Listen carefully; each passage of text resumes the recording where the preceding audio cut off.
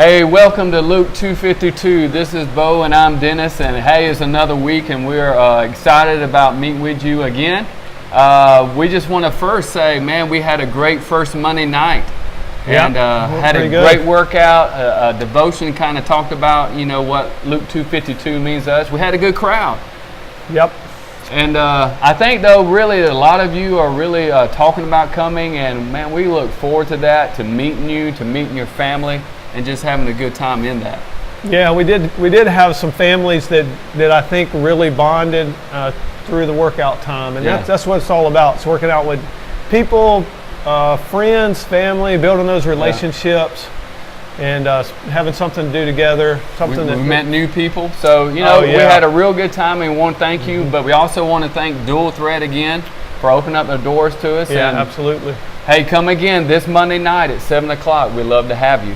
And we'll jump right in here today and kind of talk about hearing God. We kind of opened this up last week, and we talked about a book called Hearing God by Peter Lord. He's a pastor down in Titusville, Florida. He's retired now, but I want you to check that book out. And Bo has never read the book. Oh, yeah. I've never read the book, and then I hear Dennis talking about how the book's changed his life. And I just want you to know that if you search on Amazon, the book's available used from a lot of different sites for a lot of different suppliers for $4.95 used.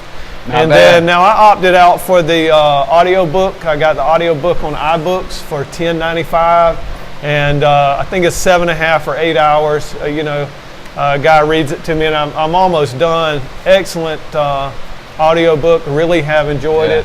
It's a really good. So when do you take that time to listen to? How does that look? In the mornings when I'm driving to work, I got about a 30-minute commute. 30-minute drive there. I got a 30-minute commute, and then in the afternoons, a 30-minute commute home. So in 3 or 4 days, it was 7.5 hours. I added in a little bit of extra time when maybe I'm running the grill or doing something around the house. I can have my phone playing the audio book. I hook up a Bluetooth speaker, and it's just easy. It's just back. You can focus on it while you're doing something else. I'm pretty busy, so to sit down and read a book, sometimes it takes me longer than the 3 or 4 days I've listened to this audio book. So I really was able to crush that material. And those are just an easy way to really dive into what we've been talking about. And I really can't do it justice in this short period of time. But one of the things I want to bring out in the book at the very beginning of hearing God is the Word of God, and hearing God has to be vital. And really, when I think of the word vital, it means necessary to live. And it's really saying, do we really see and want to hear God at a point to where we got to have this? If we can ever get to that point, man, and we say, you know what, it's vital for me to hear God, it would totally change your life. And what's so sad, I know in my life this is true too, in certain times of life, is we only go to God when we're in a crisis.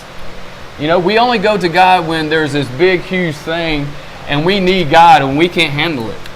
And I started thinking, if that's the only time we go to God is in crisis, and God wants to hear from you, what's going to come your way?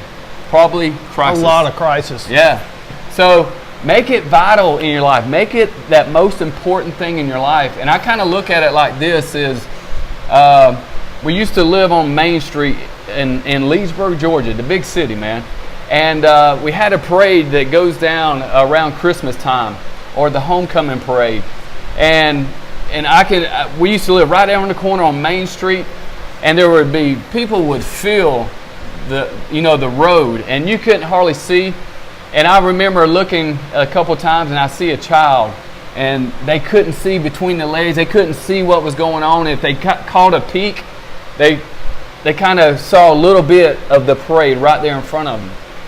So one time I grabbed this child, and we lived in this big 2-story house, the Jenny Ford Hotel, right there in Leesburg, Georgia. And we brought them upstairs and looked out the window, and their eyes were just lit up. They was like, wow, I can not only see this right here, but I can see it almost from the beginning until they turn the corner. And it was looking from a different perspective. Yeah. And that's the way it is when you begin to hear God and it becomes important to you. You begin to take your perspective and say, God, show me a whole new perspective. Show me something that you want me to see. And hearing God will help you do that. So, man, grab that book. It has changed my life, and I pray that it change yours. But we're going to move on to the stature, growing in stature. And really, we're talking about goals. And last week we talked about you setting a cardio goal. And what are your thoughts? And to me, that's the easy thing is to say, I'm going to have a goal. Right. And that's where a lot of times goals stop. Because we say, all right, I want to do this.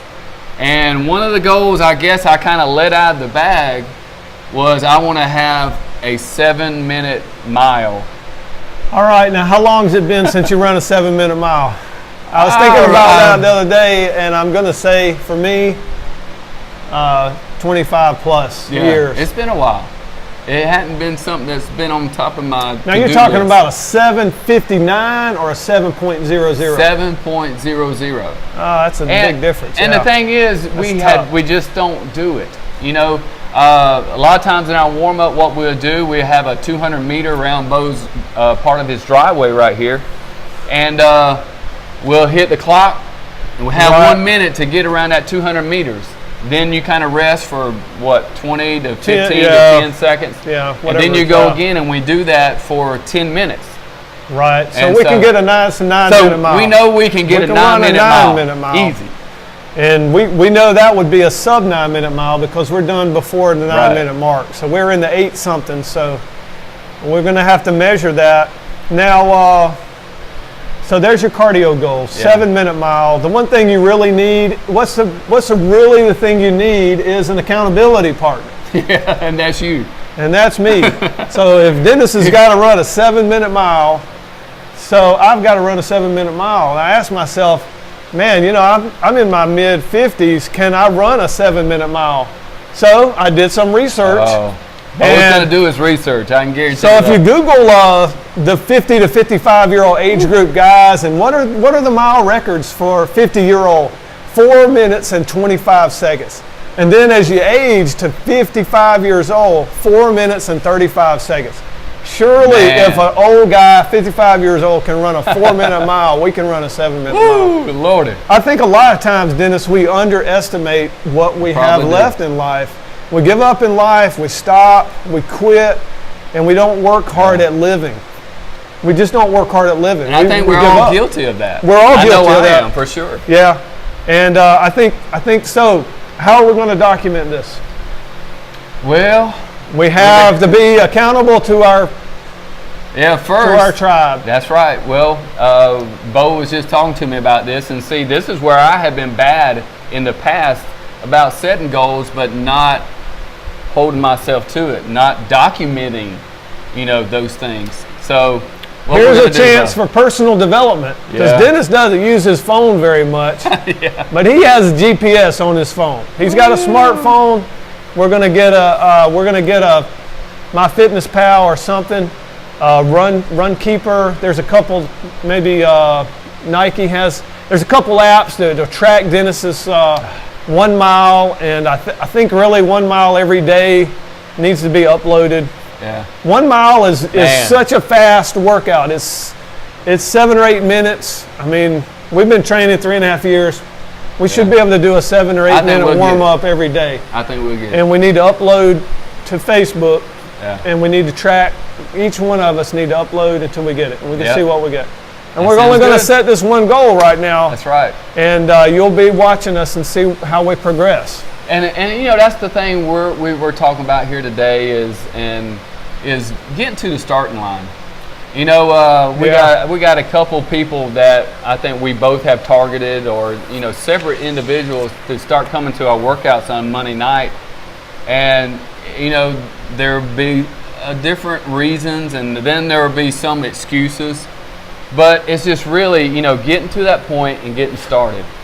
And a lot of times I think we want instant progress. We want instant Yeah. results, and that just doesn't happen. And what I really want to do, just like with this, we need to choose our goals carefully. You know, don't go out and get this goal and that goal and that goal, and because there's no way that you're going to focus on it. There's no way you're going to see it through. But come Now- up with a reasonable goal that you believe that you can attain. Now, why is this goal important to you? I meant to ask you that question. Why? What are you going to achieve by running a 7-minute mile? I mean, what is I know this for you? that'll get my heart rate up and that'll get me where I'm in better shape, but really it comes down to my circulation.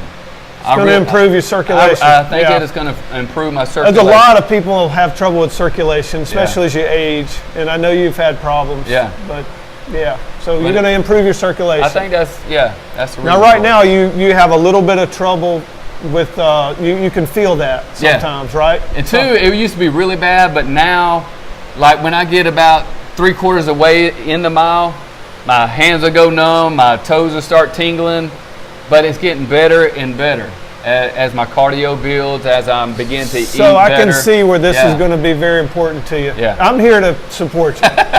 I'm more of a support person, if you don't realize that already. Yeah. But in those goals, and that's just like what Bo's saying. Hey, we got to choose those goals. Yeah. But we got to. They got to mean something. Yeah, we got to. They got to mean something. You can't just set goals that don't mean anything. Yeah. And this one means something. So this is gonna be a good one. And make the goal specific as you can. And then the thing is, track it. Whether you got to put it in your phone, whether you got to write it down, you know. So if we're having a bad day and we run an 11-minute mile, then that's just what it's going to look like. Yeah. And then we're having a good day, we may shave a couple seconds off or whatever it is. Now there may be one of the days where I get in there and I'm getting close to that 7, or I'm about to bust it wide open, and my knee may not feel just right. And you may see where that thing goes all the way back up, but that doesn't mean that you stop, that you kick it to the side. That means, you know what, hey, let me ice this thing, let me take a little care of it, all that. You may have setbacks, especially when you get older, but don't let that get you off track. Don't let that push your goals aside, but stay with it. And that's the last thing, we got to guard it. You got to guard that goal. Yeah. And especially in your workouts, I think a lot of times is you skip a workout one time. Yeah. No big deal. You know, that's okay. But guard against skipping it, twice. Yeah. Because once you skip it twice, then it's a week. Yeah. Then a month. And then it's that's 5 years before All right, we got relationships. Let's don't lose relationships. Okay. That's it. We're looking at the wife and the husband relationship. You know, we kind of mentioned that last week, and just as it is important to listen to God, it's also important to listen to your wife. And is that a learned ability, or is that just something you're born with, Bo? That is a learned ability. Yeah. You know, when you're growing up, you think about yourself mostly. Yeah. And you're kind of doing whatever you want to do, and you're a little bit selfish. And to really listen and to really understand how vital, and that's one of our key words for today, how vital it is to listen to your spouse or your partner, your girlfriend or boyfriend. It's really key, and that is something you have to develop over time. Right. And I think the most important time is, what do you think, Dennis? The most important time of the day to listen to your wife. Yeah, I really believe it's right when she comes home from work. If she is working outside the home. Or right when you get home from work. Right when I get home. Whenever that time is, because I know my wife, after 32 years of marriage, we're like, I know when she's got a download. Yeah, she needs to talk about some stuff. And the thing is, she wants me just to listen. She doesn't want me to go in there and fix it. A lot of times I want to go in there and I say, all right, we got to do this, we got to do that. I don't want you to fix it. I just want you to listen. So I think that's one of the... I'm weak at listening. I interrupt people too much. I try to take over the conversation. So I've got to keep practicing on that. I know I'm a 30-plus guy too, but Yeah.